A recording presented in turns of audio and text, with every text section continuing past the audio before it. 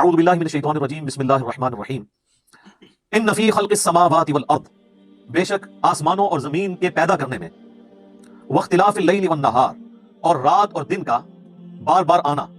رات کے آنے کے بعد دن اور دن کے بعد رات کا آنا، یہ بدلتے رہنا، اس کے اندر لآیات لأولی الالباب، نشانیاں ہیں ان لوگوں کے لیے جن کے پاس عقل ہے۔ تو عقل تو سب کے پاس ہے۔ اس سے یہ بات بھی پتہ چلی کہ اکاؤنٹیبلٹی اسی کی ہے جس کا دماغ کام کر رہا ہو۔ جو صحیح بخاری میں سیدنا علی کا قول لے کر آئے امام بخاری تعلیقاً، اور اس کی پوری سند مرفوع حدیث بھی سنن ابن ماجہ میں موجود ہے۔ مولا علی نے نبی اسلام کے حوالے سے بھی بیان کیا ہے کہ 3 قسم کے لوگ ہیں جن سے اللہ تعالیٰ نے اپنا قلم اٹھا لیا ہے۔ نمبر 1 مجنون، پاگل، یار ظاہر وہ اہل عقل میں نہیں آئے گا۔ نمبر 2 بچہ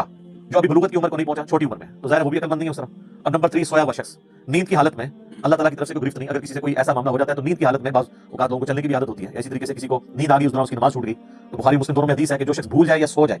تو جب اسے یاد آئے یا وہ سو کر اٹھے تو اس نماز کو وہ اس وقت ادا کر لے، اس کے لیے اس نماز کا ٹائم وہی ہے۔ اور پھر آپ علیہ السلام نے سورۃ طٰہٰ کی آیت تلاوت کی، وَأَقِمِ الصَّلَاةَ لِذِكْرِي، میری یاد کے لیے نماز کو قائم رکھو۔ تو ان 3 لوگوں پہ گرفت نہیں ہے، پاگل ہو، بچہ ہو اور سویا ہوا شخص۔ اس کے علاوہ جس کو بھی عقل ہے، عقل کا یہ مطلب نہیں کہ بہت زیادہ وہ ذہین اور فطین ہوگا، عام انسان جس کا دماغ ذہنی توازن کام کرتا ہے، بگڑا ہوا نہیں ہے، اس کے لیے اس کے اندر نشانیاں ہیں آسمانوں اور زمین کی پیدائش میں اور رات اور دن کے آنے جانے میں۔ یہ جو 2 بڑے بڑے فزیکل فینومینا آف نیچر ہیں،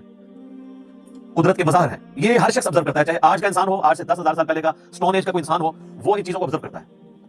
اور اس رزلٹ پہ ضرور پہنچ جاتا ہے کہ یہ کائنات کسی نے بنائی، بغیر بنائے نہیں۔ اور آسمان اور زمین کی پیدائش میں غور کرنے کا مطلب یہ ہے کہ پھر جو کچھ آسمان اور زمین میں آپ کو نظر آ رہا ہے، اس میں ستارے بھی ہیں، سورج بھی ہے، اور زمین میں جو کچھ بھی نظر آ رہا ہے، ایک ایک چیز کے اندر اللہ کی قدرت کی نشانیاں موجود ہیں۔ اس وقت میرے بھائیو، اس ہمارے میریکل پلانٹ زمین کے اوپر، ارتھ پہ 2 ملین سپیشیز دریافت ہو چکی ہیں، نباتات اور حیوانات کی، یعنی پودوں اور جانوروں کی ملا کر 20 لاکھ سپیشیز، یعنی 20 لاکھ ٹوٹل مخلوق کی تعداد نہیں ہے، ان سپیشیز میں سے صرف انسان ایک سپیشیز ہے، اور انسان